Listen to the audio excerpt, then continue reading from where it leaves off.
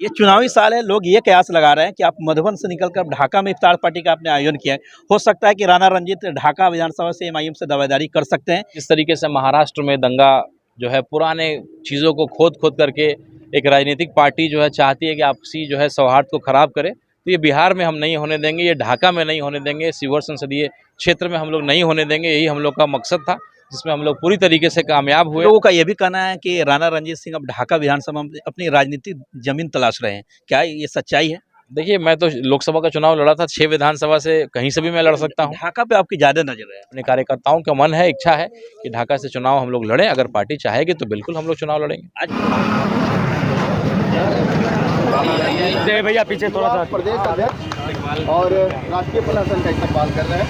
देखिए, हरा झंडा एक आपसी मिसाल का प्रतीक, यहाँ पर भाईचारगी को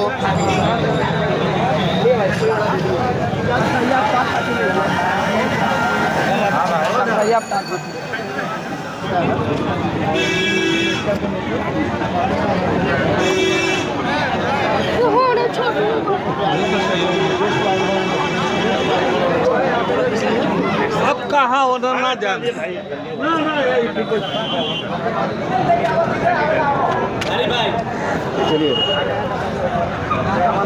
इस वक्त हम मौजूद हैं ढाका प्रखंड अंतर्गत करसहिया में। दरअसल आपको बता दें कि शिवहर लोकसभा के पूर्व प्रत्याशी सह एमआईएम के फायर ब्रांड नेता राणा रंजीत सिंह के द्वारा आज दावती इफ्तार का आयोजन किया गया था और इस मौके पे हजारों की संख्या में मुस्लिम समाज के लोग इस दावती इफ्तार में पहुंचे। टोपी और माथे पे तिलक लगाकर इन्होंने मुस्लिम समाज के लोगों को गुलाब देकर के स्वागत किया। एक अनोखी पहल देखी गई यहाँ पे आज के इस दावती इफ्तार में। जिस तरह से बड़ी संख्या में मुस्लिम समाज के लोग पहुंचे, क्या मैसेज देने की कोशिश की गई थी आपके द्वारा? जो हमारा देश आज की स्थिति, वर्तमान की जो स्थिति है, जिस तरीके से महाराष्ट्र में दंगा जो है पुराने चीज़ों को खोद करके एक राजनीतिक पार्टी जो है चाहती है कि आपसी जो है सौहार्द को खराब करे, तो ये बिहार में हम नहीं होने देंगे, ये ढाका में नहीं होने देंगे, शिवहर संसदीय क्षेत्र में हम लोग नहीं होने देंगे। यही हम लोग का मकसद था, जिसमें हम लोग पूरी तरीके से कामयाब हुए। आप जैसे तमाम भाई लोग आकर के शिरकत किया और जिस तरीके से हनुमान मंदिर के बगल में जो आपने बताया कि भाई अजान भी हुआ और हनुमान चालीसा का भी आवाज़ आया और हम सब हिंदू मुसलमान भाई एक दस्तरखान में बैठ करके जो है हम लोगों ने अपने इफ्तार को मोतियों में पिरोने की कोशिश की और जिसमें आप कामयाब भी हो गए। यही हमारा पुराना हिंदुस्तान, पुराना बिहार, खूबसूरत बिहार रहा है और इसी को कायम रखना है, यही प्रयास हम लोग का है। और चुनाव आने वाला है, चुनाव के समय नई नई तरकीबें जो है एक पार्टी हमेशा निकालती रहती है, तो उनको जो है परास्त करना है। ये चुनावी साल है, लोग ये कयास लगा रहे हैं कि आप मधुबन से निकलकर ढाका में इफ्तार पार्टी का आपने आयोजन किया है।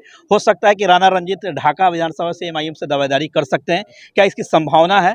देखिए, स्वाभाविक है, अगर पार्टी का आदेश होगा तो बिल्कुल हम लोग ढाका से भी लड़ सकते हैं। लड़ सकते हैं, बिल्कुल लड़ सकते हैं। या कोई आपके करीबी अभी पार्टी तय करेगी। मैं तो कार्यकर्ता के रूप में, मैं तो सीमांचल से भी लोग मेरी बात करते हैं। अभी हमारे राष्ट्रीय प्रवक्ता आदिल हसन साहब ने एक बयान दिया था कि भाई हम लोग सीमांचल से अपने एक हिंदू भाई को, पूरा मुस्लिम समाज हिंदू भाई को सदन में भेजेगा और जो पार्टी पे जो लोग दाग लगाते हैं, झूठा आरोप लगाते हैं कि मुसलमानों की पार्टी है, उस दिन हम लोग उनको करारा जवाब देंगे कि पूरा मुसलमान समाज मिलकर के एक हिंदू के बेटे को सदन में भेजेगा। तो सीमांचल से भी बात होती है, तो ये प्यार है। लोग इस दावत इफ्तार में एक ही सफ में एक ही दस्तरखान पे ये कैसे संभव हो पाया, जहाँ एक तरफ पे कई तरह की बातें कही जाती है, लेकिन फिर भी एक ही दस्तरखान पर सारे लोग नजर आ गए, हर पार्टी के, हर जाति के और हर धर्म के लोग नजर आ रहे थे इसमें। देखिए, ईमानदारी से अगर अपना प्रयास आप करते हैं और आप देखिए कांग्रेस के भी लोग आए थे, जनसुराज के भी लोग आए थे, भाजपा के भी कुछ लोग जुड़े हुए लोग, हर पार्टी के लोग आए थे। कैसे संभव हो पाया? हम लोग की ईमानदारी, हमारे संघर्ष को लोग देखते हैं और पुराना अपनापन है। मेरे पिताजी यहाँ के सांसद रहे हैं, तो एक उनका भी बनावट है, कई लोगों से लगाव रहा है, जुड़ाव रहा है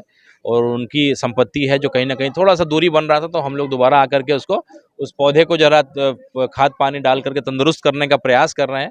और पिताजी का आशीर्वाद है, आप लोग का आशीर्वाद है, दुआ है और इस तरह का प्यार मिलता है, हम लोग को एक प्रतिष्ठा मिलता है। कुछ लोगों का ये भी कहना है कि राणा रंजीत सिंह अब ढाका विधानसभा में अपनी राजनीतिक जमीन तलाश रहे हैं। क्या ये सच्चाई है? देखिए, मैं तो लोकसभा का चुनाव लड़ा था, 6 विधानसभा से कहीं से भी मैं लड़ सकता हूँ। ढाका पे आपकी ज्यादा नजर है। ढाका में मेरे निश्चित रूप से मेरा ससुराल है और मेरे कई चाहने वाले लोग हैं। मेरी ताकत जो है ढाका में, खास करके कुछ नौजवान लोग हैं जो मेरे लिए बिल्कुल एक दीवार की तरह मजबूती से मेरे लिए खड़े रहते हैं हर परिस्थिति में। तो कहीं ना कहीं आना जाना तो रहता ही है और अपने कार्यकर्ताओं का मन है, इच्छा है कि ढाका से चुनाव हम लोग लड़ें। अगर पार्टी चाहेगी तो बिल्कुल हम लोग चुनाव लड़ेंगे। आज इस दावत इफ्तार के मौके पे पूरे बिहार वासियों से क्या मैसेज रहेगा आपका? मैसेज यही है कि वक्फ बोर्ड को लेकर के जो देश में माहौल को ख़राब किया जा रहा है या किया जाने का, करने का प्रयास किया जा रहा है, तमाम हिंदू भाइयों से भी मैं आह्वान करना चाहता हूँ कि हमारे देश में ज़मीन की कमी नहीं है और एक पार्टी जो चाहती है ऐसे प्रोपेगेंडा से हम लोग को लड़वाने का, तो हम लोग को उनके जाल में नहीं फंसना है। बिहार में चुनाव है, इस तरह का प्रयास लोग करने का प्रयास करेंगे, लेकिन हम लोग को करारा जवाब देना है, जैसे झारखंड में दिया था। उनके मंसूबों को नाकाम करना है और वक्फ बोर्ड को लेकर के हम लोग जो है पूरा मुस्लिम भाइयों के साथ खड़े रहेंगे। इस मौके पे मेरे साथ मौजूद है नरकटिया विधानसभा के भावी प्रत्याशी एमआईएम के फायर ब्रांड नेता डॉक्टर शमीम उल हक साहब है। आपको बता दें कि कल इनके द्वारा भी मोतिहारी में एक दावत इफ्तार का भव्य आयोजन किया गया है। इनसे भी बातचीत करेंगे और क्या मैसेज रहेगा मेरे माध्यम से पूरे चंपारण वासियों से। डॉक्टर साहब बहुत बहुत स्वागत है आपका। बहुत बहुत शुक्रिया आपका। बहुत कल आपके द्वारा भी दावत इफ्तार का आयोजन किया गया है मोतिहारी में, क्या मैसेज रहेगा पूरे जिला वासियों से? बिल्कुल, हर साल मेरी ओर से दावत इफ्तार का आयोजन होता है और इस साल भी हो रहा है।